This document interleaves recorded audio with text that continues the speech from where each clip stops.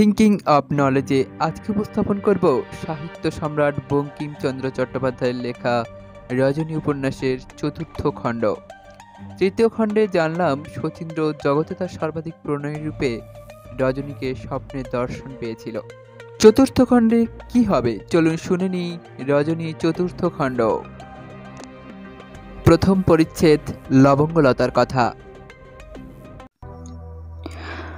বড় গোল বাঁধিল। আমি তো সন্ন্যাসী ঠাকুরের হাতে পায়ে ধরিয়া কাঁদিয়া কাটিয়া শচীন্দ্রকে রজনীর বশীভূত করিবার উপায় করিতেছি। সন্ন্যাসী তন্ত্র সিদ্ধ, জগদম্বার কৃপায় যাহা মনে করেন তাই করিতে পারেন। মিত্র মহাশয়, ৬০ বৎসর বয়সে যে এই পামরির এত বশীভূত, তাহা আমার গুণে কি সন্ন্যাসী ঠাকুরের গুণে, তাহা বলিয়া উঠা ভার। আমিও কায় মনোবাক্যে প্রতিপদ সেবা ত্রুটি করি না। ব্রহ্মচারীও আমার জন্য যাগযজ্ঞ তন্ত্র মন্ত্র প্রয়োগে ত্রুটি করেন না। যাহার জন্য যাহা তিনি করিয়াছেন তাহা ফলিয়াছে। কামার বউর পিতলের টুকনি সোনা করিয়া দিয়াছিলেন, উনি না পারেন কি? উহার মন্ত্রৌষধির গুণে শচীন্দ্র যে রজনীকে ভালোবাসিবে, রজনীকে বিবাহ করিতে চাহিবে, তাহাতে আমার কোনো সন্দেহই নাই। কিন্তু তবু গোল বাঁধিয়াছে। গোলযোগ অমরনাথ বাঁধাইয়াছে। এখন শুনিতেছি অমরনাথের সঙ্গেই রজনীর বিবাহ স্থির হইয়াছে। রজনীর মাসি মাসুয়া রাজচন্দ্র এবং তাহার স্ত্রী আমাদিগের দিকে। তাহার কারণ কর্তা বলিয়াছেন, বিবাহ যদি হয় তবে তোমাদিগকে ঘটক বিদায় স্বরূপ কিছু দিব। কথাটা ঘটক বিদায়, কিন্তু আঁচটা ২০০০-১০,০০০। কিন্তু তাহারা আমাদিগের দিকে হইলেও কিছু হইতেছে না, অমরনাথ ছাড়িতেছে না। সে নিশ্চয় রজনীকে বিবাহ করিবে, জিদ করিতেছে। ভালো, অমরনাথকে মেয়ের বিবাহ দিবার কর্তা হইল তাহার মাসুয়া মাসি, বাপ মা বলাই উচিত, রাজচন্দ্র তাহার স্ত্রী। তাহারা যদি আমাদিগের দিকে, তবে অমরনাথের জিদে কি আসিয়া যায়? সে তাহাদিগকে বিষয় দেওয়াইয়া দিয়াছে বটে, কিন্তু তাহার মেহনতানা ২-৪ হাজার ধরিয়া দিলেই হইবে। আমার ছেলের বউ করিব বলিয়া আমি যে কন্যা সম্বন্ধ করিতেছি, অমরনাথ কিনা তাহাকে বিবাহ করিতে চাই। অমরনাথের এ বড় স্পর্ধা। আমি একবার অমরনাথকে কিছু শিক্ষা দিয়াছি, আর একবার না হয় কিছু দিব।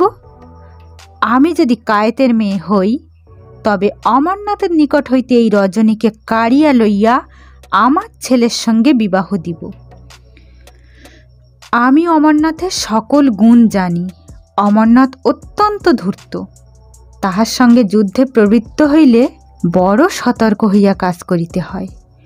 আমি সতর্ক হইয়াই কার্য আরম্ভ করিলাম। প্রথমে রাজচন্দ্র দাসের স্ত্রীকে ডাকিয়া পাঠাইলাম। সে আসিলে জিজ্ঞাসা করিলাম, কেন গা মালিবউ? রাজচন্দ্রের স্ত্রীকে আমরা আজিও মালিবউ বলিতাম। রাগ না হইলে বরং বলিতাম না, রাগ হইলেই মালিবউ বলিতাম। মালিবউ বলিল, কি গা? আমি বলিলাম, মেয়ের বিয়ে নাকি অমরবাবুর সঙ্গে দিবে। মালিবউ বলিল, সেই কথাই তো এখন হচ্ছে। আমি বলিলাম, কেন হচ্ছে? আমাদের সঙ্গে কি কথা হইয়াছিল? মালিবউ বলিল, কি করিব মা, আমি মেয়ে মানুষ, অত কি জানি। মাগির মোটা বুদ্ধি দেখিয়া আমার বড় রাগ হইল। আমি বলিলাম, সে কি মালিবউ, মেয়ে মানুষে জানে না তো কি পুরুষ মানুষে জানে? পুরুষ মানুষ আবার সংসার ধর্ম কুটুম্ব কুটুম্বিতার কি জানে? পুরুষ মানুষ মাথায় মোট করিয়া টাকা বহিয়া আনিয়া দিবে, এই পর্যন্ত। পুরুষ মানুষ আবার কর্তা নাকি? বোধহয় মাগির মোটা বুদ্ধিতে আমার কথাগুলো অসঙ্গত বোধ হইল। সে একটু হাসিল। আমি বলিলাম, তোমার স্বামীর কি মত, অমরনাথের সঙ্গে মেয়ের বিবাহ দেন? মালিবউ বলিল, তার মত নয়, তবে অমরনাথবাবু হইতেই রজনী বিষয় পাইয়াছে, তার বাধ্য হইতেই হয়। আমি বলিলাম, তবে অমরনাথবাবুকে বলো গিয়া, বিষয় রজনী এখনো পায় নাই, বিষয় আমাদের, বিষয় আমরা ছাড়িব না। পারো তোমরা বিষয় মোকদ্দমা করিয়া লও গিয়া। মালিবউ বলিল, সে কথা আগে বলিলেই হইত, এতদিনে মোকদ্দমা উপস্থিত হইত। আমি বলিলাম, মোকদ্দমা করা মুখের কথা নহে, টাকার শ্রাদ্ধ। রাজচন্দ্র দাস ফুল বেচিয়া কত টাকা করিয়াছে? মালিবউ রাগে গড় গড় করিতে লাগিল। সত্য বলিতেছি, আমার কিছুই রাগ হয় নাই। মালিবউ একটু রাগ সামলাইয়া বলিল, অমরবাবু আমার জামাই হইলেই বিষয় অমরবাবুর হইবে, তিনি টাকা দিয়া মোকদ্দমা করিতে পারেন, তাহার এমন শক্তি আছে। এই বলিয়া মালিবউ উঠিয়া যায়। আমি তাহার আঁচল ধরিয়া বসাইলাম। মালিবউ হাসিয়া বসিল। আমি বলিলাম, অমরবাবু মোকদ্দমা করিয়া বিষয় লইলে তোমার কি উপকার? মালিবউ বলিল, আমার মেয়ের সুখ হবে। আমি বলিলাম, আর আমার ছেলের সঙ্গে তোমার মেয়ের বিয়ে হলে বুঝি বড় দুঃখ হবে? মালিবউ বলিল, তা কেন? তবে যেখানে থাকে আমার মেয়ে সুখী হইলেই হইল। আমি বলিলাম, তোমাদের নিজের কিছু সুখ চাহি না? মালিবউ বলিল, আমাদের আবার কি সুখ, মেয়ের সুখেই আমাদের সুখ। আমি বলিলাম, ঘটকালিটা? মালিবউ মুখ মুচকিয়া হাসিল, বলিল, আসল কথা বলিব মা ঠাকুরানী, এখানে বিয়ের মেয়ের মত নাই। আমি, সে কি, কি বলে? মালিবউ, এখানকার কথা হইলেই বলে, কানার আবার বিয়ের কাজ কি? আমি বলিলাম, আর অমরনাথের সঙ্গে বিয়ের কথা হইলে? মালিবউ বলে, উ হতে আমাদের সব, উনি যা বলিবেন তাই করিতে হইবে। আমি, তা বিয়ের কন্যার আবার মতামত কি? মা বাপের মতামত হইলেই হইল। মালিবউ, রজনী তো খুদে মেয়ে নয়, আর আমার পেটের সন্তানও নয়, আর বিষয় তার, আমাদের নয়। সে আমাদের হাঁকাইয়া দিলে আমরা কি করিতে পারি? বরং তার মত রাখিয়াই আমাদের এখন চলিতে হইতেছে। আমি ভাবিয়া চিন্তিয়া জিজ্ঞাসা করিলাম, রজনীর সঙ্গে অমরনাথের দেখাশোনা হয় কি? মালিবউ বলিল, না, অমরবাবু দেখা করেন না। আমি, আমার সঙ্গে রজনীর একবার দেখা হয় নাকি? মালিবউ বলিল, আমারও তাই ইচ্ছা। আপনি যদি তাহাকে বুঝাইয়া পড়াইয়া তাহার মত করাইতে পারেন, আপনাকে রজনী বিশেষ ভক্তি শ্রদ্ধা করে। আমি, তা চেষ্টা করিয়া দেখিব, কিন্তু রজনীর দেখা পাই কি প্রকারে? কাল তাহাকে এ বাড়িতে একবার পাঠাইয়া দিতে পারো? মালিবউ বলিল, তার আটক কি? সে তো এই বাড়িতেই খাইয়া মানুষ, কিন্তু যার বিয়ের সম্বন্ধ হইতেছে তাহাকে কি শ্বশুর বাড়িতে অমন অদিনে অক্ষণে বিয়ের আগে আসিতে আছে? মর মাগি, আবার কাজ কি করি? আমি অন্য উপায় না দেখিয়া বলিলাম, আচ্ছা, রজনী না আসিতে পারে, আমি একবার তোমাদের বাড়ি যাইতে পারি কি?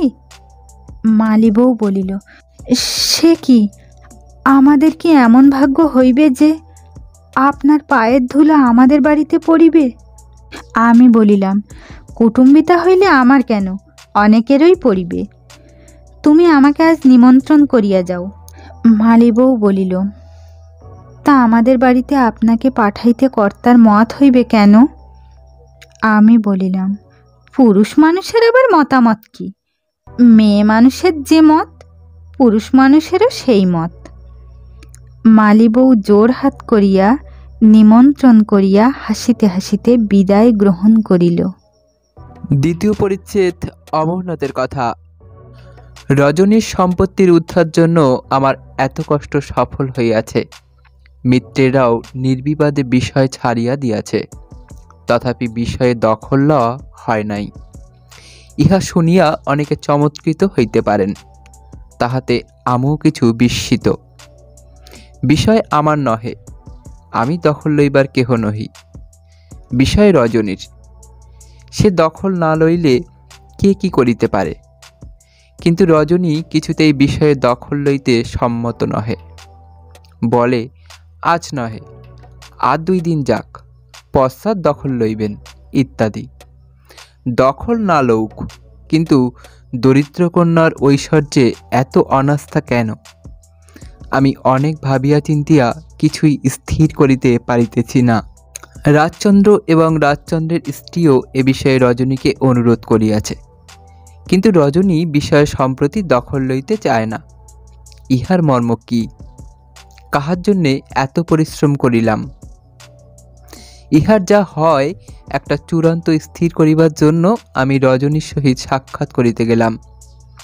রজনীর সঙ্গে আমার বিবাহের কথা উত্থাপিত হওয়া অবধি আমি আর রজনীর সঙ্গে সাক্ষাৎ করিতে বড় যাইতাম না, কেননা এখন আমাকে দেখিলে রজনী কিছু লজ্জিতা হইত।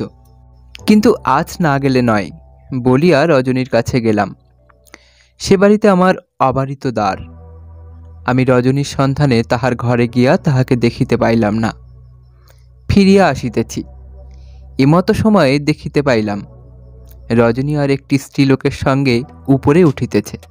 সেই স্ত্রীলোককে দেখিয়াই চিনিলাম, অনেক দিন দেখি নাই, কিন্তু দেখিয়াই চিনিলাম যে ওই গজেন্দ্রগামিনী ললিত লবঙ্গলতা। রজনী ইচ্ছাপূর্বক জীর্ণ বস্ত্র পরিয়াছিল। লজ্জায় সে লবঙ্গলতার সঙ্গে ভালো করিয়া কথা কহিতেছিল না। লবঙ্গলতা হাসিতে উছলিয়া পড়িতেছিল। রাগ বা বিদ্বেষের কিছুমাত্র লক্ষণ দেখা গেল না। সে হাসি অনেক দিন শুনি নাই। সে হাসি তেমনই ছিল, পূর্ণিমার সমুদ্রে ক্ষুদ্র তরঙ্গের তুল্য, সপুষ্প বসন্ত লতার আন্দোলন তুল্য।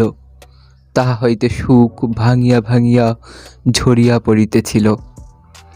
আমি অবাক হইয়া নিষ্পন্দ শরীরে সশঙ্ক চিত্তে এই বিচিত্র চরিত্রা রমণীর মানসিক শক্তির আলোচনা করিতেছিলাম। ললিত লবঙ্গলতা কিছুতেই টলে না। লবঙ্গলতা মহান ঐশ্বর্য হইতে দারিদ্র্যে পড়িয়াছে, তবু সেই সুখময় হাসি। যে রজনী হইতে এই ঘোর বিপদ ঘটিয়াছে তাহারই গৃহে উঠিতেছে, তাহার সঙ্গে আলাপ করিতেছে, তবু সেই সুখময় হাসি। আমি সম্মুখে, তবু সেই সুখময় হাসি। অথচ আমি জানি লবঙ্গ কোনো কথাই ভুলে নাই। আমি সরিয়া পার্শ্বের ঘরে গেলাম। লবঙ্গলতা প্রথমে সেই ঘরে প্রবেশ করিল নিঃশঙ্ক চিত্তে। আজ্ঞাদায়িনী রাজেশ্বরীর ন্যায় রজনীকে বলিল, রজনী, তুই এখন আর কোথাও যা। তোর বরের সঙ্গে আমার গোপনে কিছু কথা আছে। ভয় নাই, তোর বর সুন্দর হলেও আমার বৃদ্ধ স্বামীর অপেক্ষা সুন্দর নহে। রজনী অপ্রতিভ হইয়া কি ভাবিতে ভাবিতে সরিয়া গেল। ললিত লবঙ্গলতা ভ্রুকুটি কুটিল করিয়া সেই মধুর হাসি হাসিয়া ইন্দ্রাণীর মতো আমার সম্মুখে দাঁড়াইল। একবার বই কেহ অমরনাথকে আত্মবিস্মৃত দেখে নাই, আবার আত্মবিস্মৃত হইলাম। সেবারও ললিত লবঙ্গলতা, এবারও ললিত লবঙ্গলতা। লবঙ্গ হাসিয়া বলিল, আমার মুখপানে চাহিয়া কি দেখিতেছ? তোমার অর্জিত ঐশ্বর্য কাড়িয়া লইতে আসিয়াছে কিনা? মনে করিলে তাহা পারি। আমি বলিলাম, তুমি সব পারো, কিন্তু ওইটি পারো না। পারিলে কখন রজনীকে বিষয় দিয়া এখন সহস্তে রাধিয়া সতীনকে খাওয়াইবার বন্দোবস্ত করিতে না। লবঙ্গ উচ্চ হাসি হাসিয়া বলিল, ওটা বুঝি বড় গায়ে লাগিবে মনে করেছ? সতীনকে রাধিয়া দিতে হয়, বড় দুঃখের কথা বটে। কিন্তু একটা পাহারাওয়ালাকে ডাকিয়া তোমাকে ধরাইয়া দিলে এখনই আবার 5টা রাঁধুনি রাখিতে পারি। আমি বলিলাম, বিষয় রজনীর, আমাকে ধরাইয়া দিলে কি হইবে? যাহার বিষয় সে ভোগ করিতে থাকিবে। লবঙ্গ বলিল, তুমি কোশমিনকালে স্ত্রীলোক চিনিলে না। যাহাকে ভালোবাসে তাহাকে রক্ষার জন্য রজনী এখনই বিষয় ছাড়িয়া দিবে। অর্থাৎ আমায় রক্ষার জন্য বিষয়টা তোমায় ঘুষ দেবে? তাই তবে এতদিন সে ঘুষ চাও নাই? আমাদিগের বিবাহ হয় নাই বলিয়া? বিবাহ হইলেই সে ঘুষ চাহিবে? তোমার মতো ছোট লোকে বুঝিবে কি প্রকারে? চোরেরা বুঝিতে পারে না যে পরের দ্রব্য অস্পৃশ্য। রজনীর সম্পত্তি রাখিতে পারিলেও আমি রাখিব কেন? আমি বলিলাম, তুমি যদি এমন না হবে তবে আমার সে মরণ কুবুদ্ধি ঘটিবে কেন? যদি আমার এত অপরাধ মার্জনা করিয়াছ, এত অনুগ্রহ করিয়াছ, তবে আরেকটি ভিক্ষা আছে। যাহা জানো তাহা যদি অন্যের কাছে না বলিয়াছ, তবে রজনীর কাছেও বলিও না। দর্পিতা লবঙ্গলতা ভ্রুভঙ্গি করিল। কি সুন্দর ভ্রুভঙ্গি! বলিল, আমি কি ঠক যে তোমার স্ত্রী হইবে? তাহার কাছে তোমার নামে ঠকামো করিবার জন্য কি আমি তাহার বাড়িতে আসিয়াছি? এই বলিয়া লবঙ্গলতা হাসিল। তাহার হাসির মর্ম আমি কিছু কখনো বুঝিতে পারি না।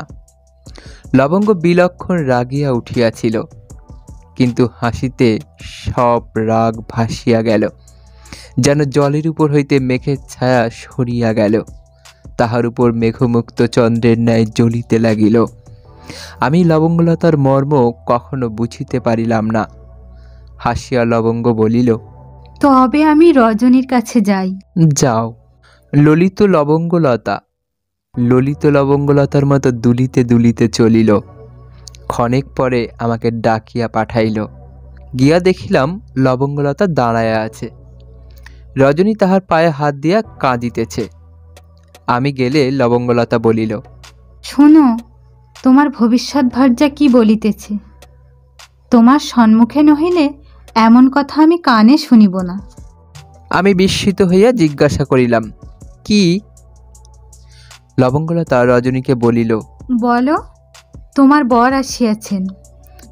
রজনী সকাতরে অশ্রুপূর্ণ লোচনে ললিত লবঙ্গলতার চরণ স্পর্শ করিয়া বলিল, আমার এই ভিক্ষা, আমার যে কিছু সম্পত্তি আছে, এই বাবুর যত্নে আমার যে সম্পত্তি উদ্ধৃত হইয়াছে, আমি লেখাপড়া করিয়া আপনাকে দান করিব।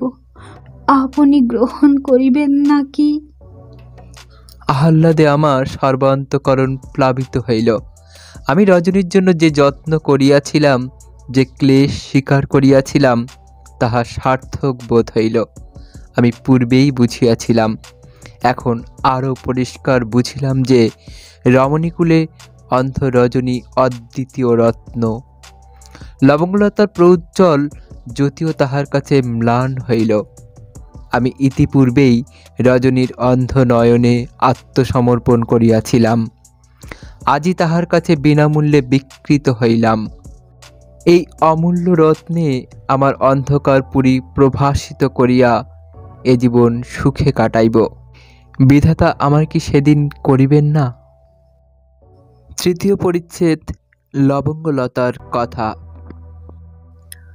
আমি মনে করিয়াছিলাম রজনীর এই বিস্ময়কর কথা শুনিয়া অমরনাথ আগুনের শেখা কলাপাতার মতো শুকাইয়া উঠিবে। কই, তাহা তো কিছুই দেখিলাম না। তাহার মুখ না শুকাইয়া বরং প্রফুল্ল হইল। বিস্মিত হতবুদ্ধি যা হইবার তাহা আমি হইলাম।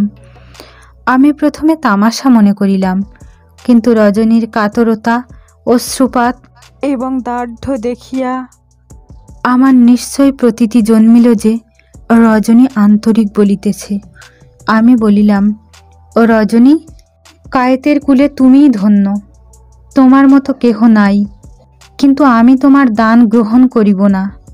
রজনী বলিল, না গ্রহণ করেন, আমি ইহা বিলাইয়া দিব। আমি অমরনাথ বাবুকে? রজনী, আপনি উহাকে সবিশেষ চিনেন না।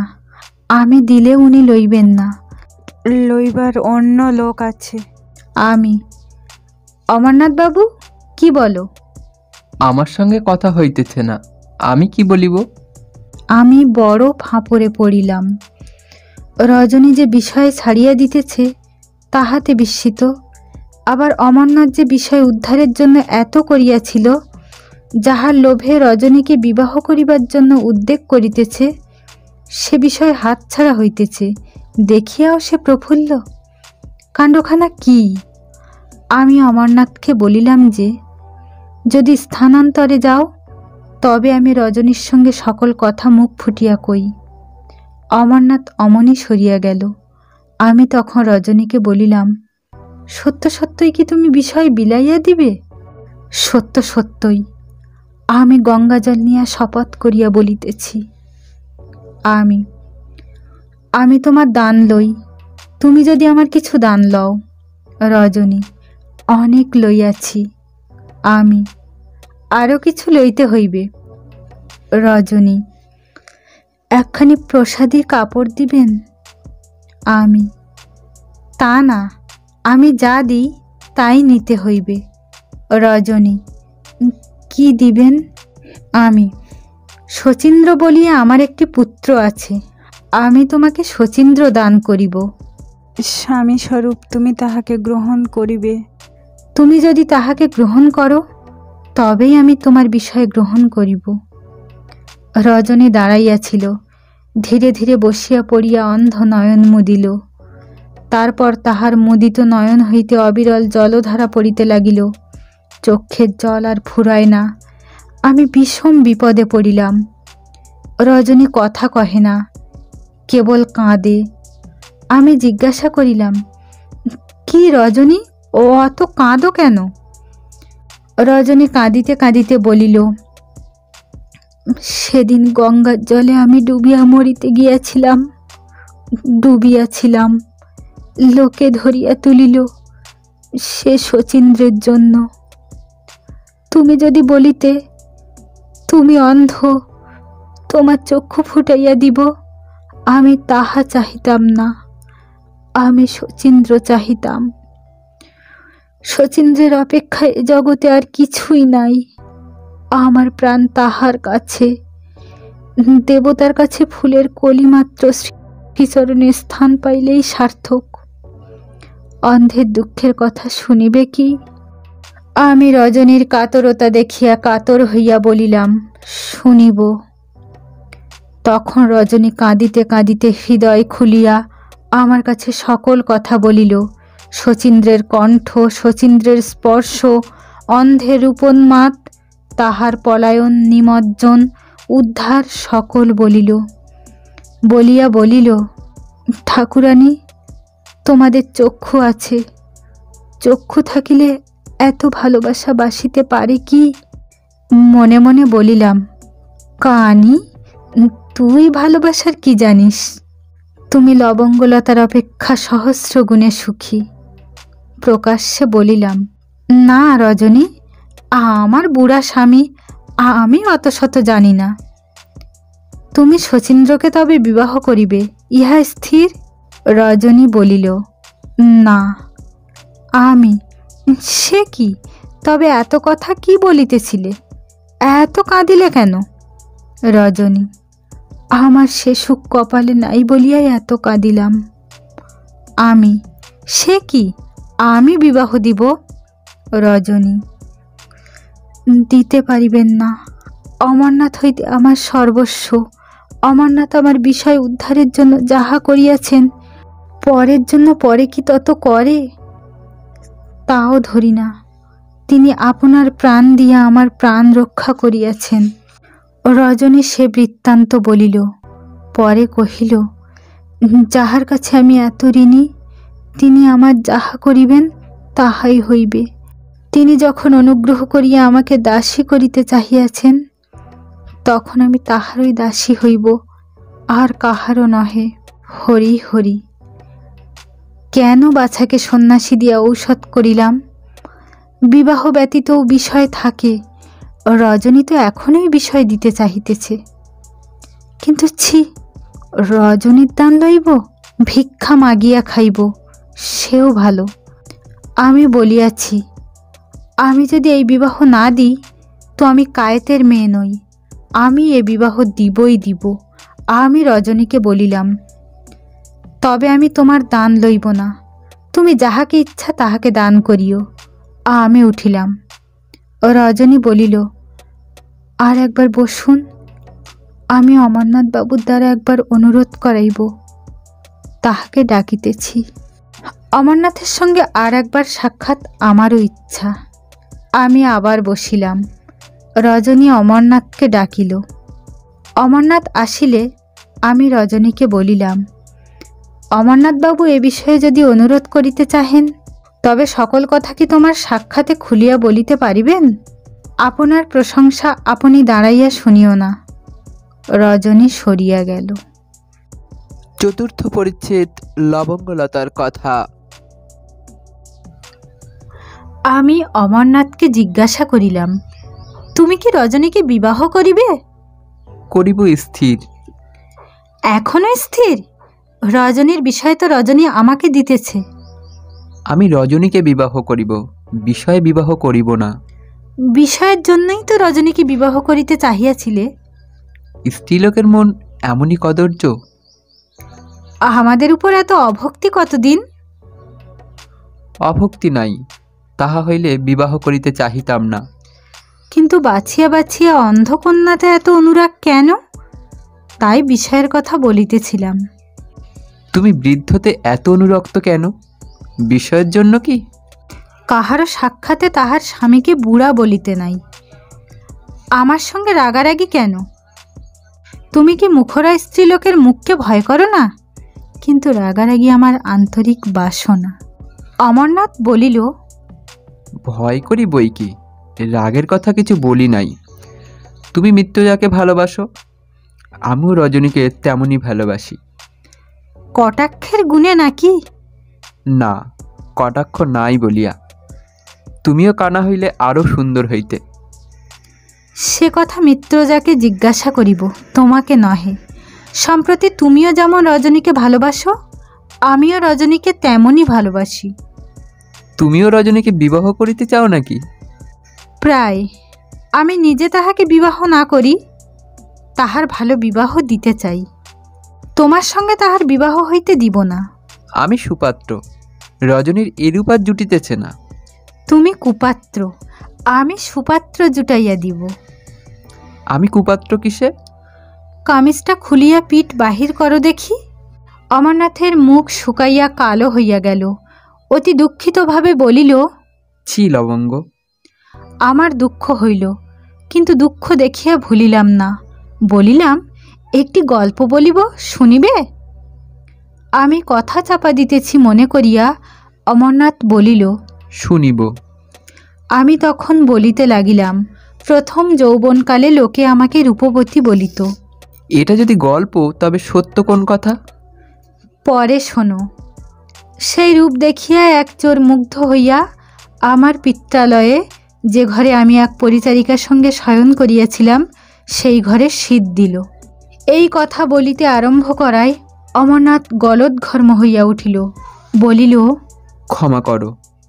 আমি বলিতে লাগিলাম, সেই চোর শীতপথে আমার কক্ষ মধ্যে প্রবেশ করিল। ঘরে আলো জ্বলিতেছিল। আমি চোরকে চিনিলাম। ভীতা হইয়া পরিচারিকাকে উঠাইলাম। সে চোরকে চিনিত না। আমি তখন অগত্যা চোরকে আদর করিয়া আশ্বস্ত করিয়া পালঙ্কে বসাইলাম। ক্ষমা করো, সে তো সকলেই জানি। তবু একবার স্মরণ করিয়া দেওয়া ভালো। ক্ষণেক পরে চোরের অলক্ষ্যে আমার সংকেতানুসারে পরিচারিকা বাহিরে গিয়া দারোয়ানকে ডাকিয়া লইয়া শীত মুখে দাঁড়াইয়া রহিল। আমিও সময় বুঝিয়া বাহিরে প্রয়োজন ছলনা করিয়া নির্গত হইয়া বাহির হইতে একমাত্র দ্বারে শৃঙ্খলবদ্ধ করিলাম। মন্দ করিয়াছিলাম? অমরনাথ বলিল, এ সকল কথা কেন? পরে চোর নির্গত হইল। কি প্রকারে বলো দেখি? ডাকিয়া পাড়ার লোক জমা করিলাম। বড় বড় বলবান আসিয়া চোরকে ধরিল। চোর লজ্জায় মুখে কাপড় দিয়া রহিল। আমি দয়া করিয়া তাহার মুখের কাপড় খুলাইলাম না, কিন্তু সহস্তে লোহার শলা তপ্ত করিয়া তাহার পিঠে লিখিয়াছিলাম, চোর। অমরবাবু, অতি গ্রীষ্মেও কি আপনি গায়ের জামা খুলিয়া শয়ন করেন না? না। লবঙ্গলতার হস্তাক্ষর মুছিবার নহে। আমি রজনীকে ডাকিয়া এই গল্প শুনাইয়া যাই ইচ্ছা ছিল, কিন্তু শুনাইব না। তুমি রজনীর যোগ্য নহে। রজনীকে বিবাহ করিতে চেষ্টা পাইও না। যদি ক্ষান্ত না হও তবে সুতরাং শুনাইতে বাধ্য হইব। অমরনাথ কিছুক্ষণ ভাবিল, পরে দুঃখিতভাবে বলিল, শুনাইতে হয় শুনাইও, তুমি শুনাও বা না শুনাও, আমি স্বয়ং আজই তাহাকে সকল শুনাইব। আমার দোষ গুণ সকল শুনিয়া রজনী আমাকে গ্রহণ করিতে হয় গ্রহণ করিবে, না করিতে হয় না করিবে, আমি তাহাকে প্রবঞ্চনা করিব না। আমি হারিয়া মনে মনে অমরনাথকে শত শত ধন্যবাদ করিতে করিতে হর্ষ বিষাদে ঘরে ফিরিয়া আসিলাম। পঞ্চম পরিচ্ছেদ। শচীন্দ্রনাথের কথা। ঐশ্বর্য হারাইয়া কিছুদিন পরে আমি পীড়িত হইলাম। ঐশ্বর্য হইতে দারিদ্র্যে পতনের আশঙ্কায় মনে কোনো বিকার উপস্থিত হইয়াছিল বলিয়া কি জন্য এই পীড়ার উৎপত্তি তাহা আমি বলিবার কোনো চেষ্টা পাইব না, কেবল পীড়ার লক্ষণ বলিব। সন্ধ্যার পূর্বে রৌদ্রের তাপ অপনীত হইলে পর প্রাসাদের উপর বসিয়া অধ্যয়ন করিতেছিলাম। সমস্ত দিবস অধ্যয়ন করিয়াছিলাম। জগতের দুরূহ গূঢ়তত্ত্ব সকলের আলোচনা করিতেছিলাম। কিছুরই মর্ম বুঝিতে পারি না, কিন্তু কিছুতেই আকাঙ্ক্ষা নিবৃত্তি পায় না। যত পড়ি তত পড়িতে সাধ করে। শেষ শান্তি বোধ হইল।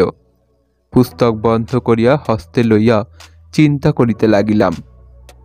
একটু নিদ্রা আসিল, অথচ নিদ্রা নহে, সে মোহ, নিদ্রার ন্যায় সুখকর বা তৃপ্তিজনক নহে। ক্লান্ত হস্ত হইতে পুস্তক খসিয়া পড়িল। চক্ষু চাহিয়া আছি, বাহ্য বস্তু সকলেই দেখিতে পাইতেছি, কিন্তু কি দেখিতেছি তাহা বলিতে পারি না। অকস্মাৎ সেইখানে প্রভাত বীচি বিক্ষেপ চপলা কলকল নাদিনী নদী বিস্তৃতা দেখিলাম, যেন তথা উষার উজ্জ্বল বর্ণে পূর্ব দিক প্রভাসিত হইতেছে। দেখি সেই গঙ্গা প্রবাহ মধ্যে সৈকত মূলে রজনী। রজনী জলে নামিতেছে, ধীরে ধীরে ধীরে, অন্ধ অথচ কুঞ্চিত ভুরু, বিকলা অথচ স্থিরা সেই প্রভাত শান্তি শীতলা ভাগীরথীর ন্যায় গম্ভীরা, ধীরা সেই ভাগীরথীর ন্যায় অন্তরে দুর্জয় বেগশালিনী। ধীরে ধীরে ধীরে জলে নামিতেছে। দেখিলাম কি সুন্দর রজনী, কি সুন্দরী, বৃক্ষ হইতে নবমঞ্জুরির সুগন্ধের ন্যায়, দূরশ্রুত সঙ্গীতের শেষ ভাগের ন্যায় রজনী জলে ধীরে ধীরে ধীরে নামিতেছে। ধীরে রজনী ধীরে। আমি দেখি তোমায়, তখন অনাদর করিয়া দেখি নাই, এখন একবার ভালো করিয়া দেখিয়া লই। ধীরে রজনী ধীরে। আমার মূর্ছা হইল। মূর্ছার লক্ষণ সকল আমি অবগত নহি। যাহা পশ্চাৎ শুনিয়াছি তাহা বলিয়া কোনো ফল নাই।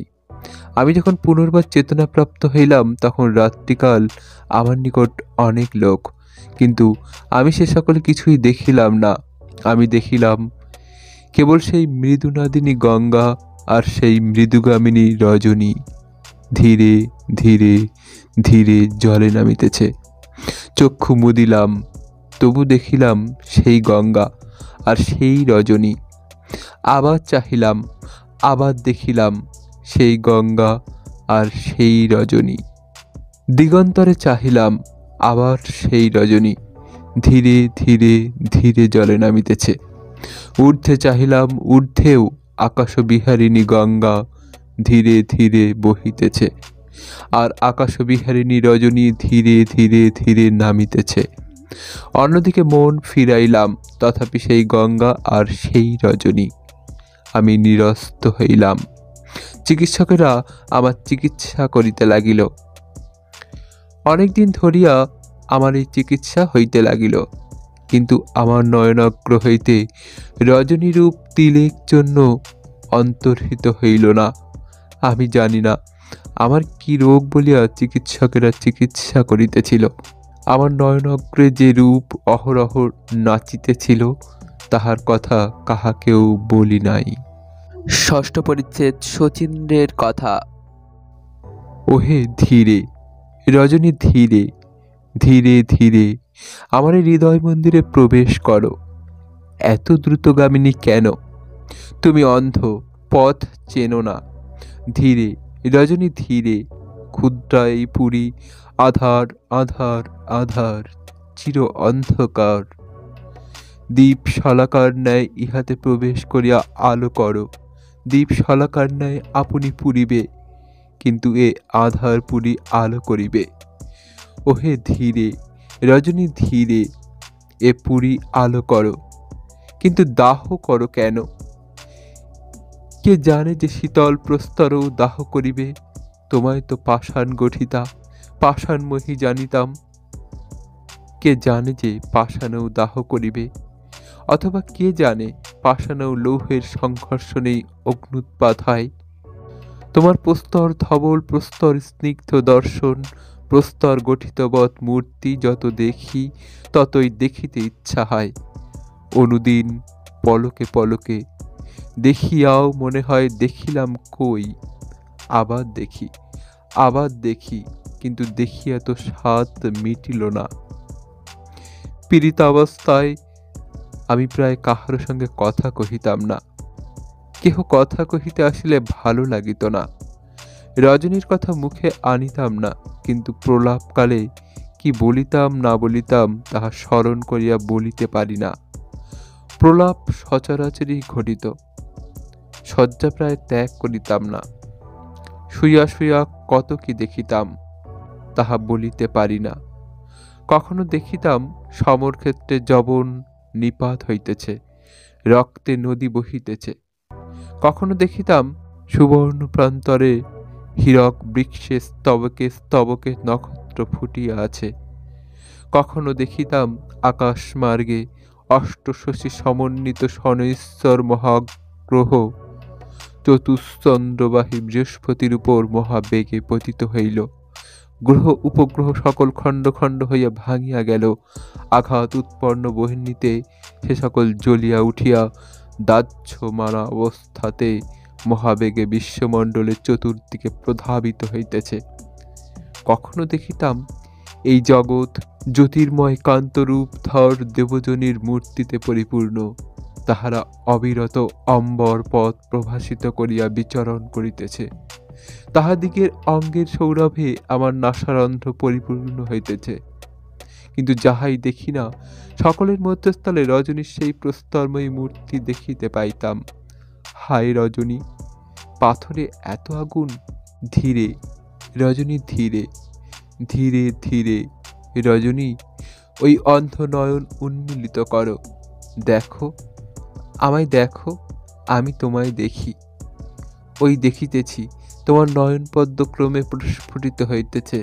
ক্রমে ক্রমে ক্রমে ধীরে ধীরে ধীরে ধীরে নয়ন রাজীব ফুটিতেছে। এ সংসারে কাহার না নয়ন আছে? গো মেষ কুকুর মার্জার ইহাদিগেরও নয়ন আছে। তোমার নাই? নাই নাই, তবে আমারও নাই। আমু আর চক্ষু চাহিব না। সপ্তম পরিচ্ছেদ লবঙ্গলতার কথা। আমি জানিতাম শচীন্দ্র একটা কাণ্ড করিবে। ছেলে বয়সে অত ভাবিতে আছে? দিদি তো একবার ফিরে চেয়েও দেখেন না। আমি বলিলে বিমাতা বলিয়া আমার কথা গ্রাহ্য করে না। ওসব ছেলেকে আঁটিয়া উঠা ভার। এখন দায় দেখিতেছি আমার। ডাক্তার বৈদ্য কিছু করিতে পারিল না, পারিবেও না। তারা রোগই নির্ণয় করিতে জানে না। রোগ হলো মনে। হাত দেখিলে, চোখ দেখিলে, জিভ দেখিলে তারা কি বুঝিবে? যদি তারা আমার মতো আড়ালে লুকাইয়া বসিয়া আড়ি পেতে ছেলের কাণ্ড দেখত, তবে একদিন রোগের ঠিকানা করিলে করিতে পারিত। কথাটা কি? ধীরে রজনী। ছেলে তো একেলা থাকিলেই এই কথাই বলে। সন্ন্যাসী ঠাকুরের ঔষধে কি এই ফল ফলিল? আমার মাথা খাইতে কেন আমি এমন কাজ করিলাম? ভালো, রজনীকে একবার রোগীর কাছে বসাইয়া রাখিলে হয় না? কই, আমি রজনীর বাড়ি গিয়াছিলাম, সে তো সেই অবধি আমার বাড়ি একবারও আসে নাই। ডাকিয়া পাঠাইলে না আসিয়া থাকিতে পারিবে না, এই ভাবিয়া আমি রজনীর গৃহে লোক পাঠাইলাম। বলিয়া পাঠাইলাম যে আমার বিশেষ প্রয়োজন আছে, একবার আসিতে বলিও। মনে করিলাম আগে একবার শচীন্দ্রের কাছে রজনীর কথা পাড়িয়া দেখি, তাহা হইলে বুঝিতে পারিব রজনীর সঙ্গে শচীন্দ্রের পীড়ার কোনো সম্বন্ধ আছে কিনা। অতএব প্রকৃত তত্ত্ব জানিবার জন্য শচীন্দ্রের কাছে গিয়া বসিলাম। এ কথা ও কথা পর রজনীর প্রসঙ্গ ছলে পাড়িলাম।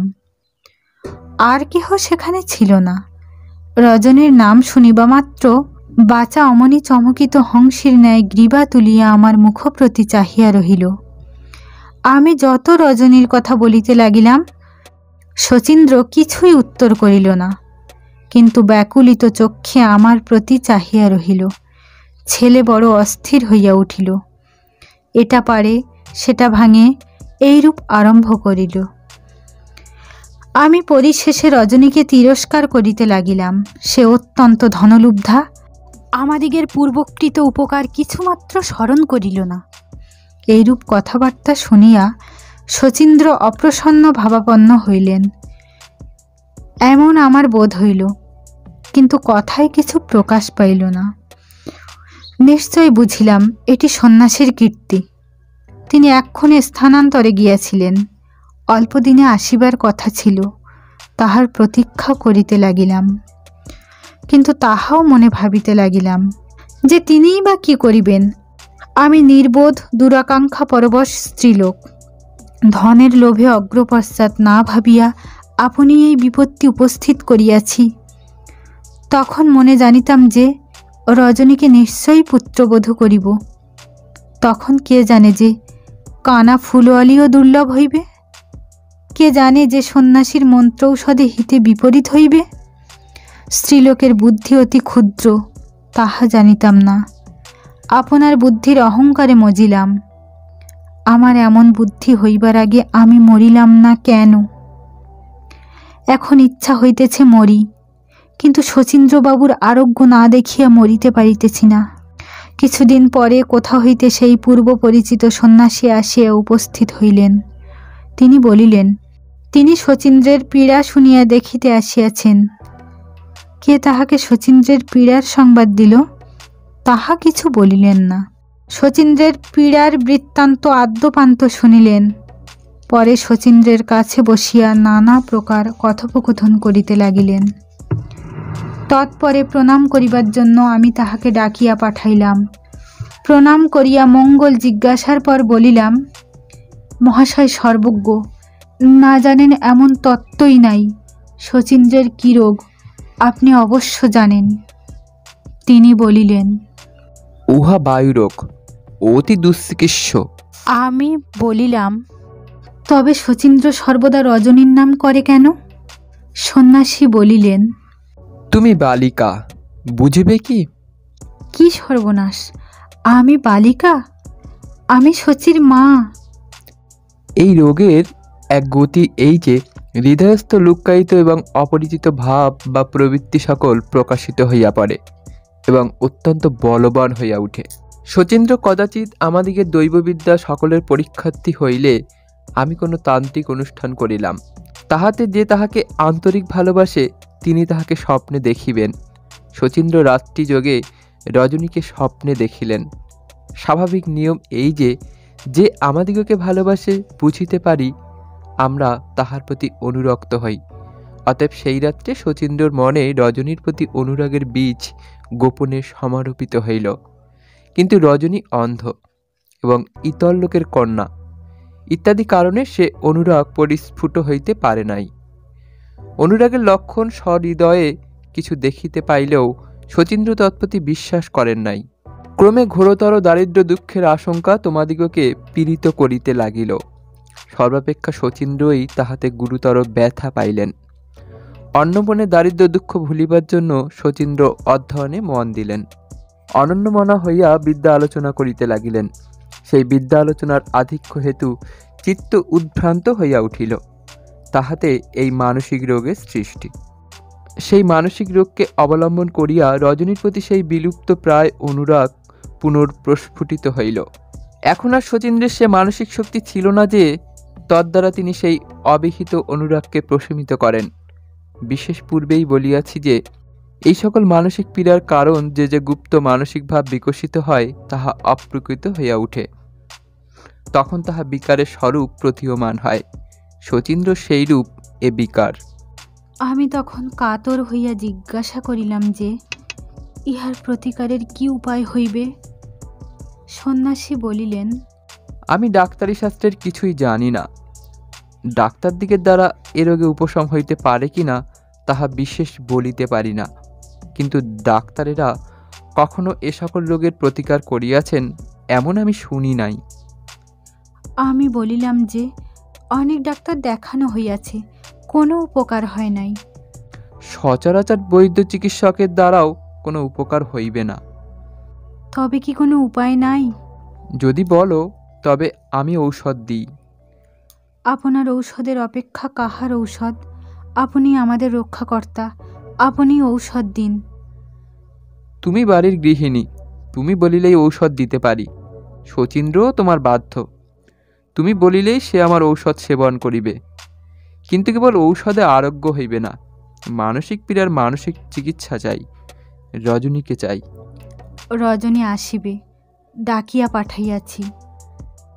কিন্তু রজনীর আগমনে ভালো হইবে কি মন্দ হইবে তাহাও বিবেচ্য। এমতো হইতে পারে যে রজনীর প্রতি এই অপ্রকৃত অনুরাগ রুগ্ন অবস্থায় দেখা সাক্ষাৎ হইলে বদ্ধমূল হইয়া স্থায়িত্ব প্রাপ্ত হইবে।